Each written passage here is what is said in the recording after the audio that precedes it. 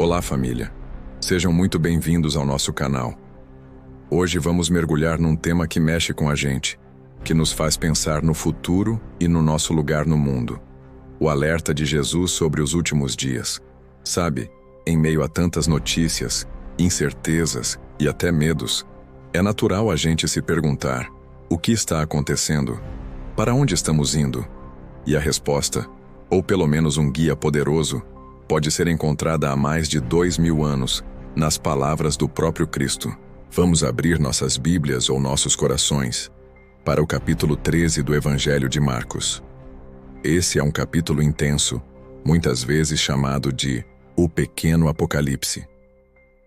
Os discípulos, maravilhados com a grandiosidade do Templo de Jerusalém, perguntam a Jesus quando tudo aquilo seria destruído e quais seriam os sinais do fim. E a resposta de Jesus não é um calendário detalhado, mas um chamado à vigilância, à sabedoria e, acima de tudo, à fé. A primeira coisa que Jesus nos diz é: cuidado para que ninguém vos engane. Ele sabia que em tempos de crise e confusão, muitos surgiriam se autoproclamando salvadores, trazendo falsas esperanças e soluções mágicas. Quantas vezes vemos isso hoje? Ideologias que prometem o paraíso na terra, líderes que se colocam como a única resposta, ou até mesmo movimentos que distorcem a mensagem do Evangelho para benefício próprio. O primeiro passo para navegar os últimos dias, segundo Jesus, é ter discernimento. É estar tão firmado na verdade, na palavra, que nenhuma mentira, por mais atraente que pareça, consiga nos desviar do caminho.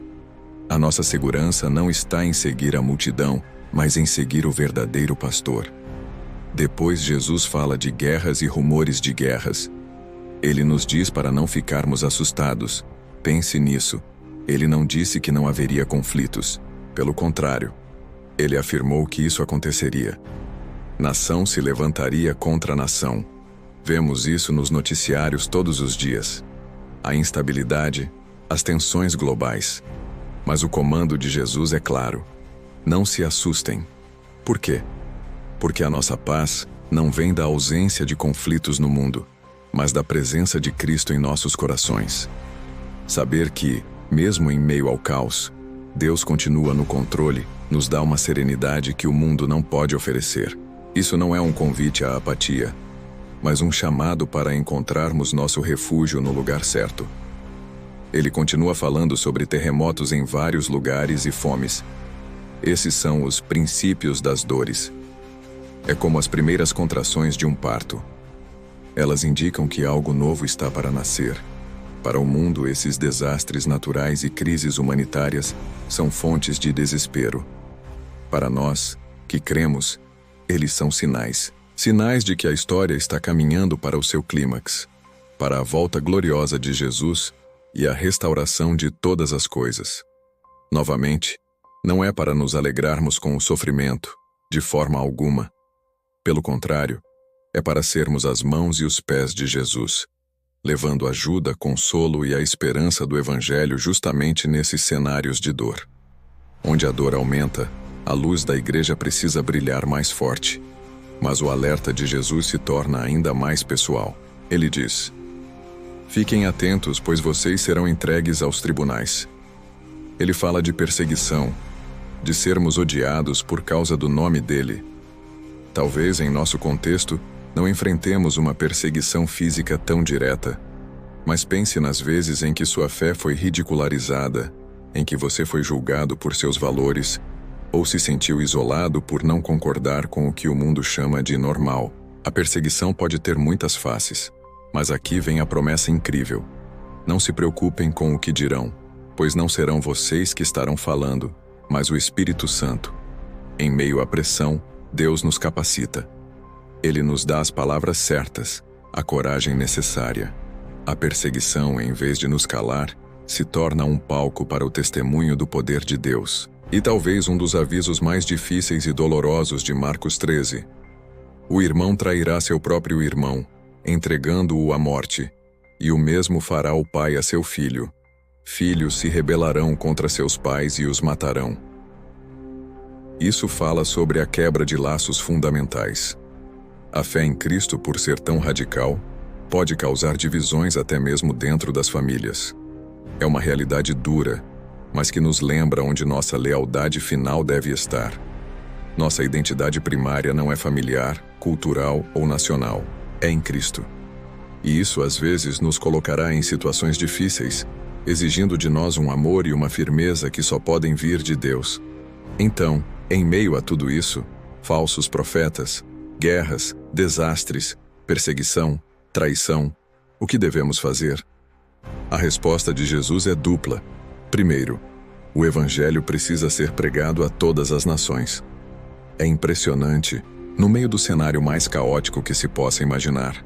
A nossa principal tarefa não é construir abrigos ou estocar comida, mas proclamar as boas novas.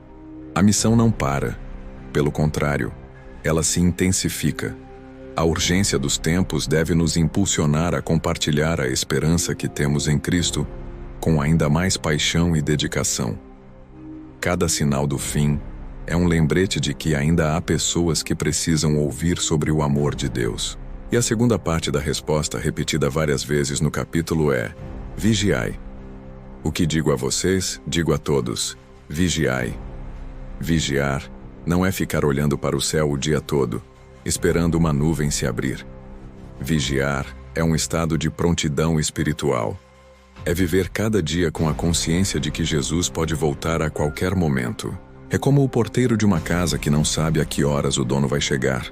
Então ele permanece atento, cumprindo suas tarefas, com as luzes acesas, pronto para recebê-lo.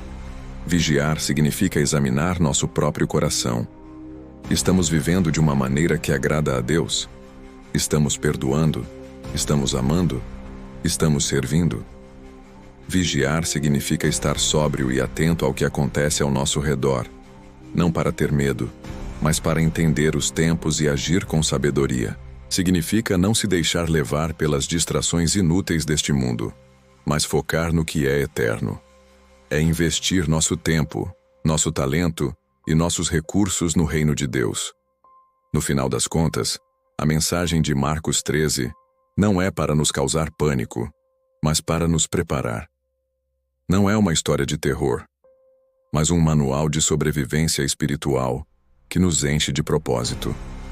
Jesus nos deu os sinais não para satisfazer nossa curiosidade, mas para fortalecer nossa fé. Ele nos contou tudo de antemão para que, quando víssemos essas coisas acontecendo, não desanimássemos, mas levantássemos a cabeça, sabendo que a nossa redenção se aproxima. Então, da próxima vez que você ligar o noticiário e sentir o coração apertar, lembre-se das palavras de Jesus. Não se assuste, não se deixe enganar. Em vez disso, pergunte-se: como posso ser luz em meio a essa escuridão? Como posso usar este tempo para proclamar o Evangelho? E, acima de tudo, estou vigiando? Estou vivendo cada dia para a glória daquele que prometeu voltar? Que essa reflexão nos desperte, nos encoraje e nos coloque em movimento.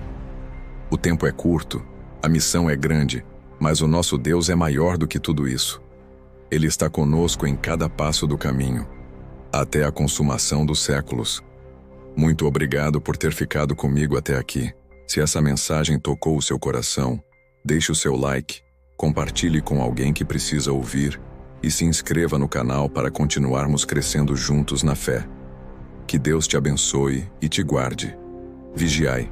Até a próxima.